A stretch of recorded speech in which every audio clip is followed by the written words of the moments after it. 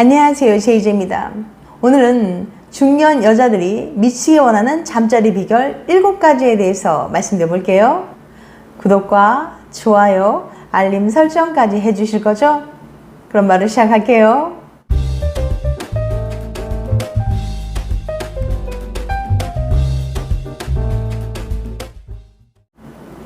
부부나 연인 사이 서로 간의 애정과 친밀감을 표현하고 느낄 수 있는 방법 중 가장 대표적인 것이 잠자리입니다.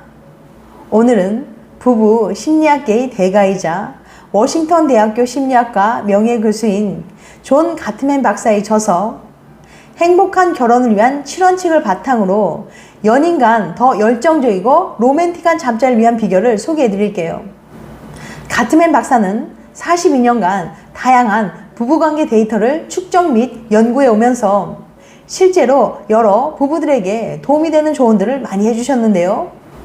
어떻게 하면 중년에도 사랑을 나눌 때 더 열정적이고 로맨틱하게 만들 수 있는지 알려드릴 테니까 영상 끝까지 봐주세요.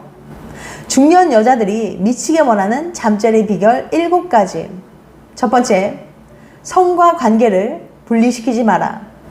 성관계를 잘한다고 하면 남성은 발기에, 여자는 오선생에만 집착합니다.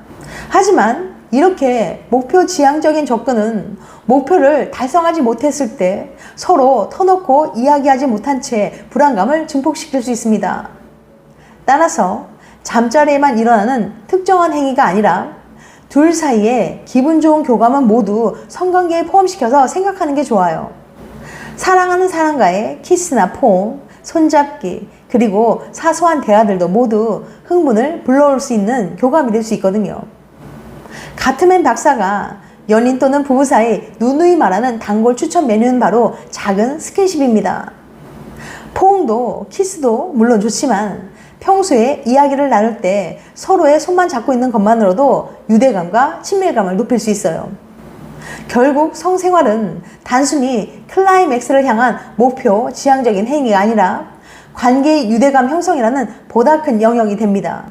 또한 연인에게 가진 불만을 이야기할 때도 살짝 연인의 손을 잡는 식으로 작은 스킨십을 하면 좀 더 부드럽고 차분하게 갈등을 풀어나갈 수 있어요. 스킨십이 많을수록 친밀감은 높아지니까요. 두 번째, 성에 대해 잘 이야기하라. 성에 대해 서로 이야기하는 것을 꺼려하는 사람들이 많기 때문에 이 부분은 다른 것보다 더 신경을 써서 이야기를 꺼내야 합니다. 우선 첫 번째, 잠자리에 대한 이야기할 때는 비난조를 피하고 좋았던 점을 위주로 이야기해야 됩니다. 좋은 관계를 더 좋게 만들기 위해서 대화를 하는 것임을 잊지 말아야 합니다. 아무리 사랑하는 사이라고 해도 의견이나 생각이 다를 수 있고 때로는 의도치 않은 실수를 할 때도 있어요. 이럴 땐 당연히 갈등이 생길 수 있죠. 하지만 처음부터 비난으로 대화를 시작하면 갈등을 싸움으로 키울 수 있어요. 그렇게 하지 말아요. 보다는 당신이 이렇게 해줄 때가 좋아요 라고 부드럽게 돌려서 말할 줄 알아야 합니다. 두 번째, 상대가 이 같은 대화를 꺼려한다면 시간과 인내심을 가져야 합니다. 개인의 환경이나 성격으로 인해서 더욱 성에 대해 이야기하는 것에 창피함을 느낄 수 있어요. 그럴 땐 각자 생각부터 천천히 이야기해 가면서 각자의 취향에 대한 구체적인 이야기로 넘어가야 합니다. 셋째, 나만의 문제라고 생각하면 안 됩니다. 개인마다 서로 다른 취향을 가지고 있으므로 개인의 문제가 아니라 상대의 취향을 알아가고 거기에 맞춰가려는 노력이 필요합니다. 마지막 네 번째, 서로 무엇을 어떻게 하고 하지 않을지를 타협해야 합니다. 상대의 요구를 모두 들어주라는 건 아니지만 이와 같은 타협의 과정이 없으면 성관계를 통해 얻을 수 있는 상호 간의 큰 기쁨을 경험할 기회를 잃을 수 있어요. 그 다음 세 번째, 서로에게 이런 질문을 하라. 서로 만족도를 높이기 위해선 2가지 유형의 질문을 해보세요. 첫째, 지난번 관계할 때 어떤 점이 좋았어? 둘째, 관계를 개선하려면 무엇이 필요할까? 그 다음 네 번째, 지속적으로 대화하라. 앞서 세 번째에서 말한 두 질문은 서로 성생활에 대한 생각을 업데이트하기 위해서 주기적으로 꺼내는 것이 좋습니다. 그뿐만 아니라 올바른 대화를 꾸준히 하는 것은 서로 성적 요구를 타협하고 애정도를 높이는데 효과적이에요. 5번째, 올바르게 요구하거나 거절하기. 대부분 관계를 요구하는 것에 불편함을 느끼고 상대가 상처받을까봐 거절하고 두려워하기도 합니다. 따라서 서로 관계에 대한 합의를 표현하는 방법을 미리 정해두는 것이 좋아요. 예를 들면 침실에 인형 한 쌍을 두고 관계를 원할 시 한쪽 인형을 눕혀두고 다른 쪽 인형으로 상대가 응답하는 방법이 있을 수 있어요. 또는 관계를 원할 때 침대맡에 촛불을 켜둔다든지 함께 샤워하자고 말하는 식의 여러 가지 방법을 구체적으로 정할 수 있습니다. 이때 중요한 것은 상대가 부드럽게 거절했을 때 좌절하거나 불같이 화를 내는 식의 부정적인 반응을 보여서는 안 된다는 거예요. 혹시나 대화 중에 상대의 말에 상처받는 순간이 있다면 꾹 참고 넘기지 말고 바로 감정을 표현하세요. 단 그냥 화를 내거나 공격적으로 반응하는 게 아니라 차분히 자신의 기분을 구체적으로 표현하는 게 중요합니다. 네가 그렇게 말하니까 마음이 너무 아프다처럼 말이에요. 용기가 조금 필요하겠지만 상대도 자신의 잘못을 깨닫게 되고 나도 속에 담아두지 않아도 되니까 일석이조의 효과를 얻을 수 있어요. 감정은 표현하는 것도 중요하지만 어떻게 받아들이는가도 중요합니다. 물론 연인이 기분 나빠하는 게 이해가 되지 않을 수 있어요.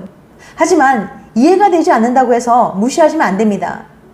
뭐 그런 걸 가지고 저러지? 왜 거기서 기분이 나쁘지? 하고 생각하거나 판단하지 마세요. 상대의 기분이 나쁘다는 것을 인정하고 만약 그것이 오해라면 그 오해를 풀어나가야 합니다. 6번째, 배우자를 배려하고 존중하는 마음을 길러라.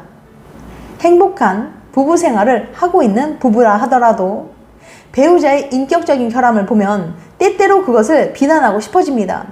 하지만 자신이 배우자로 선택한 사람이 존중할 만한 가치가 있는 사람임을 잊지 마세요.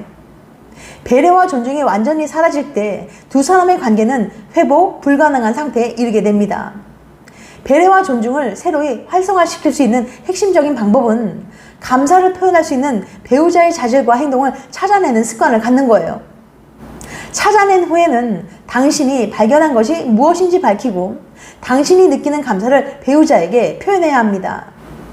노스캐롤라이나 대학교의 사라 엘고 교수 연구에 따르면 고마워라는 말 한마디를 매일 하면 연인과의 사랑이 28% 커진다고 해요. 고맙다는 표현을 자주 하면 관계의 만족도가 올라갈 뿐만 아니라 연인과의 일체감까지 높아지거든요. 심지어 연인과 더 오랫동안 함께하고 싶다는 둘만의 미래를 꿈꾸게 된다는 연구도 있습니다.